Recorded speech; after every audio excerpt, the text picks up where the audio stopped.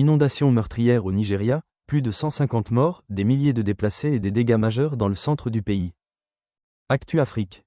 Le 30 mai 2025, les autorités nigérianes ont annoncé que le bilan des inondations qui ont frappé la ville de Mokwa, dans l'état du Niger, s'élève désormais à plus de 150 morts, avec plus de 3000 personnes déplacées et au moins 265 maisons complètement détruites. Les pluies torrentielles qui se sont abattues mercredi soir ont emporté des dizaines de maisons, 2 ponts et causé de nombreuses noyades. Les opérations de recherche se poursuivent, alors que de nombreuses familles restent sans nouvelles de proches portés disparus, et le président Bola Tinubu a ordonné la mobilisation des secours et le déploiement d'aides d'urgence. Si ces inondations s'inscrivent dans la saison des pluies, qui commence habituellement en mai et dure jusqu'à novembre, leur ampleur dépasse largement le cadre des précipitations saisonnières normales.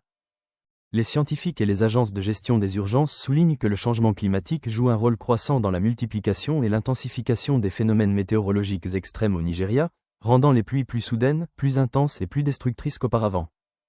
Cette tendance est aggravée par des facteurs humains comme le mauvais drainage, la construction d'habitations sur les lits des rivières et le rejet de déchets dans les canaux, qui favorisent les inondations et amplifient les dégâts.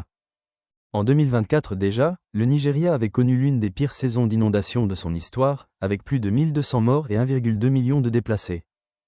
Les autorités nigérianes et les services de secours insistent donc sur la nécessité d'adapter les infrastructures et de renforcer les systèmes d'alerte pour faire face à des catastrophes qui, selon les experts, risquent de devenir plus fréquentes et plus graves sous l'effet du réchauffement climatique. Commentez ci-dessous. N'oubliez pas de cliquer sur « J'aime » et de vous abonner pour suivre l'actualité en temps réel.